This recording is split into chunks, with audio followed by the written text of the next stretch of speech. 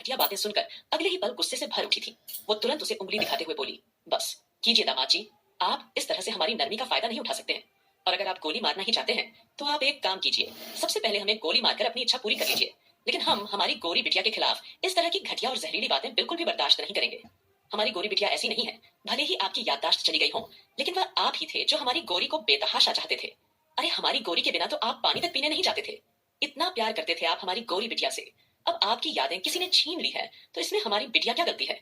इसके लिए आप हमारी गोरी को कसूरवार नहीं ठहरा सकते, समझे आप? अब जैसे ही नानी माँ ने एकदम ऊंची आवाज में अरमान को फटकारा तो वैसे ही अरमान तुरंत ही उठकर नानी माँ के करीब चला गया और एकदम से अपनी गर्दन तिरछी करके नानी माँ की ओर देखते हुए अपने होठों पर हाथ रखकर गहरी और कड़क आवाज में बोला, शांत हो जाओ ओल्ड लेडी, शांत हो जाओ।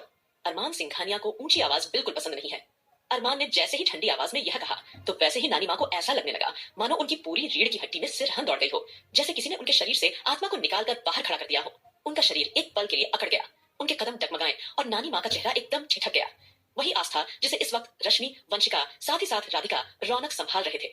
उस समय उसको ऐसा लग रहा था मानो जैसे कि उसका पूरा शरीर जहां था वहां जम सा गया हो। उसके चेहरे पर अजीब सा गुस्सा और दर्द था। आस्था को इस तरह तड़पता हुआ देखकर दादाजी ने आह भरी और अगले ही पल भारी मन से अरमान के सामने जाकर खड़े हो गए और अपनी दर्द भरी आंखों में आंसू लिए अरमान से बोले, अगर तुझे गोली मारनी है ना तो मुझे मार, क्योंकि मैंने ही तेरी शादी इस बच्ची से करवाई थी जिसकी जिंदगी तेरी वजह से बर्बाद हुई है। लेकिन यह सच है, तूने आस्था बिटिया को इतना चाहा था कि तुम्हें इसकी आंखों में इतना सा भी दर्द दिखाई देता था तो तू इस दुनिया को आग लगाने के लिए तैयार हो जाता था। और अब तुम्हें इससे नफरत हो रही है, अब तुम्हें यह लड़की गुनाहगार लग रही है, जालसाज लग रही है। फिर दादाजी ने अपने आंसुओं को साफ किया। फैमिली का हेड होने के नाते वो उदासी में नहीं डूब सकते थे। अचानक दादाजी के दिमाग में एक बात आई और उन्होंने नाराजगी से आईब्रो सिकोड़कर अरमान से पूछा, अगर तुझे यह बात पता चल चुकी है कि आस्था तुम्हारी बीवी है और अंश तुम्हारा बच्चा है तो फिर तू इस तरह की हरकत क्यों कर रहा है? ऐसी उल्टी सीधी बातें क्यों बोल रहा है? सीधे तरीके से अपने बीवी बच्चे को खुशी खुशी अपना क्यों नहीं लेता? तभी अरमान दादाजी को देखकर सवालिया नजरों से घूरते हुए बोला, दादाजी, आप चाहते हैं कि मैं अपने दिमाग पर जोर डालकर यह याद करने की कोशिश करूं कि मैंने इस लड़की से कब शादी की और इस लड़की के साथ मेरा बच्चा कब पैदा हुआ?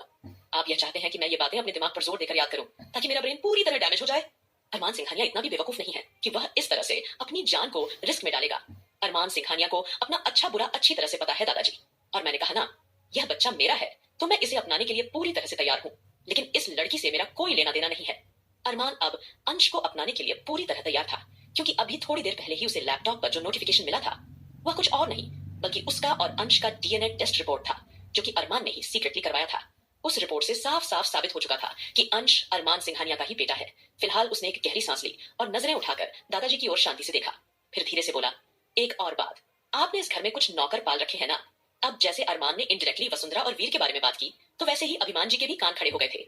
अभिमान जी की तो हिम्मत ही नहीं हो रही थी कि वह अरमान के सामने आकर कुछ एक्सप्लेन कर सके, कुछ पूछ सके। वह तो सिर्फ यह सारा तमाशा अपनी बेबस आंखों से देख रहे थे। लेकिन उस सवाल ने दादाजी को एक पल के लिए हैरान कर दिया और वह पूरी तरह से चौंक गए। अगले ही पल वो अपने एक्सप्रेशन बदलते हुए उससे बोले, अच्छा तो अब तू उन्हें नौकर कह रहा है? शायद तू भूल रहा है कि आज तूने अपनी उस नौकर माँ को गले से लगाया था, तो अब तू उन्हें नौकर कैसे कह सकता है? हाँ, आखिरकार तेरे दिमाग में चल क्या रहा है? हाँ। जब अरमान ने दादाजी का सवाल सुना तो वो एक पल के लिए थोड़ा हैरान रह गया और अचानक वो जोरों से हंसने लगा। अब अरमान को इस तरह बेपरवाही से हंसते हुए देखकर कहीं ना कहीं सभी के दिमाग में सवालों का तूफान उमड़ रहा था। अचानक उन्हें अपने आसपास ठंड का एहसास हुआ, क्योंकि नॉर्मली लोग हंसते तो सामने वाले को भी हंसी आ जाती है, लेकिन अरमान का हंसना तो दूसरों को पूरी तरह से डरा देने के लिए काफी था। अरमान की आंखों की बेरुखी देखकर कोई भी कह सकता था कि यह तूफान से पहले की शांति है। फिलहाल अरमान को हंसते हुए देखकर सब लोगों का मन उलझन से भर चुका था। तभी अरमान ने तुरंत एक गार्ड्स को कुछ इशारा किया। वह गार्ड जल्दी ही वसुंधरा और वीर को वहां लेकर आते हैं। वही वसुंधरा मुस्कुराते हुए अरमान के सामने आई और अपने चेहरे पर जबरदस्ती मुस्कुराहट लाते हुए उसे बोली, अरे बेटा, तुम उठ गए? अब तुम कैसे हो? तुम्हारी तबीयत अब कैसी है? कहीं ना कहीं उसकी बनावटी आवाज सबके कानों में चुभ रही थी। जैसे ही वसुंधरा ने शहद से डूबी आवाज में यह कहा तो वैसे ही अचानक अरमान ने अपना हाथ आगे की ओर बढ़ा दिया और उसे कुछ भी कहने से रोक दिया। फिर उसने वसुंधरा को घूरते हुए इरिटेटिंग आवाज में जवाब दिया, अगर तुम दोनों माँ बेटे का ड्रामा खत्म हो गया हो तो अपना बोरिया बिस्तर बांधो और निकलो यहाँ से, और हाँ, आइंदा से सिंघानिया मेंशन के आसपास भी मत भटकना। अरमान की आवाज में धमकी साफ साफ झलक रही थी। अब जैसे ही अरमान ने कोल्ड वॉइस में उन दोनों को ऑर्डर दिया तो वैसे ही वसुंधरा और वीर एक दूसरे को हैरानी और आश्चर्य भरी नजरों से देखने लगे, क्योंकि उन दोनों ने सोचा नहीं था कि अरमान अचानक से उन्हें सिंघानिया मैंशन से जाने के लिए बोल देगा। अब ये बात सुनकर वसुंधरा का मूड खराब हो गया। उसने अपना मन कठोर करते हुए अरमान को जवाब दिया, यह कैसी बातें कर रहे हो तुम? हम भला यहाँ से क्यों जाएंगे? हम अब यही रहेंगे, यही हमारा घर है। वसुंधरा के मुंह से घर शब्द सुनकर अरमान बेरुखी से मुस्कुराया और बोला, अगर अपनी जान प्यारी है तो अभी और इसी वक्त निकल जाओ यहाँ से। ये कहते हुए अरमान ने बंदूक निकालकर वसुंधरा के माथे पर लगा दी थी। अब जैसे ही अरमान ने कड़वाहट से यह बोला, तो वैसे ही वसुंधरा अरमान के एक्सप्रेशन देखकर एकदम से ठिठक गई थी। वही वीर थोड़ा सा तेज में आकर भड़क उठा। मिस्टर अरमान सिंघानिया, तुम इस तरह से मेरी माँ पर हमला नहीं कर सकते। मेरी एक बात कान खोलकर सुन लो, अगर मेरी माँ का बाल भी बांका हुआ तो मैं तुम्हें नहीं छोड़ूंगा। वीर की इतनी ऊंची आवाज सुनकर और उसे बदतमीजी करते हुए देखकर सभी लोगों के चेहरे पर हल्की झुंझलाहट उभर आई। वहीं आस्था तो कुछ भी सोचने समझने की सिचुएशन में नहीं थी। वह केवल खाली खाली नजरों से अरमान की तरफ एक तक देख रही थी। वो चाहकर भी अरमान से कुछ नहीं कह पा रही थी, क्योंकि वह कुछ भी कहकर अरमान की जान का रिस्क नहीं लेना चाहती थी। इसलिए आस्था सारी सिचुएशन चुप रहकर खामोशी से देख रही थी। फिलहाल अभिमान जी तुरंत आगे आए और वीर को चेतावनी भरी नजरों से देखते हुए बोले, यह क्या बकवास कर रहे हो तुम? तुम्हारी हिम्मत कैसे हुई इस तरह से अरमान से बात करने की? अभिमान जी के शब्द सुनकर वीर का शरीर क्रोध से भर उठा था। वह अभिमान जी की वार्निंग को पूरी तरह से नजरअंदाज करते हुए इरिटेट होकर बोला, ओह डैड, कम ऑन। एक तो आपने मुझे इस घर का बेटा बनाने की जगह इस घर का नौकर बना दिया है, और ऊपर से आप मुझसे यह उम्मीद रख रखते हैं कि मैं अपने बड़े भाई से प्यार मोहब्बत से बात करूं। नो वे। और वैसे भी अब सिचुएशन पूरी तरह से बदल चुकी है। अब हमारा इस घर से जाने का कोई इरादा नहीं है, और अगर इस घर से अब कोई जाएगा तो आप लोग जाएंगे। यह कहकर अचानक वीर ने अभिमान जी को तिरस्कार भरी नजरों से देखा। अब जैसे वीर ने यह कहा, तो नानी माँ और बाकी सबकी तो आंखें हैरानी से फटी की फटी रह गई थी। उसके इन शब्दों ने वहां के माहौल को और भी ज्यादा बिगाड़ दिया था। वीर के ये शब्द दादाजी का गुस्सा भड़काने के लिए काफी थे। दादाजी तुरंत गुस्से से आगे आए और चिल्लाकर बोले, आखिर यहाँ हो क्या रहा है? फिर वह नाराज नजरों से वसुंधरा को देखकर अगले ही पल बोले, यह तेरा बेटा क्या बकवास किए जा रहा है? ये कहते हुए दादाजी की आईब्रो हल्की सी तन गई थी। तभी वसुंधरा अपने नकली आंसुओं को पोंछते हुए तुरंत ही तंज भरे अंदाज में अरमान के गोल गोल चक्कर लगाते हुए बोलती है, तुम लोगों को क्या लगता है, हाँ, तुम लोग मुझे नौकर बनाकर रखोगे? वो भी वसुंधरा को तुम लोगों ने यह सोच भी कैसे लिया कि तुम इस तरह से मुझे अपनी उंगलियों पर नचा सकते हो? मेरा नाम वसुंधरा है वसुंधरा, क्या तुम ये बात भूल गए हो? उसके शब्द सुनकर आस्था को थोड़ी झुंझलाहट महसूस हुई, लेकिन वो चुप रही। वही नानी माँ के लिए अब रुके रहना काफी ज्यादा मुश्किल हो चुका था। वह तुरंत वसुंधरा के सामने आकर अपनी भड़ास निकालने लगी। अरे तुम कितनी घटिया औरत है, और ये किस तरह से बात रही है तू? और क्या बोलने की कोशिश कर रही है तू? तेरी हिम्मत कैसी हुई मेरे दामाद जी से इस तरह से बात करने की? वसुंधरा का ये दोगलापन देखकर कहीं ना कहीं नानी माँ आस्था के दुख को भूल चुकी थी।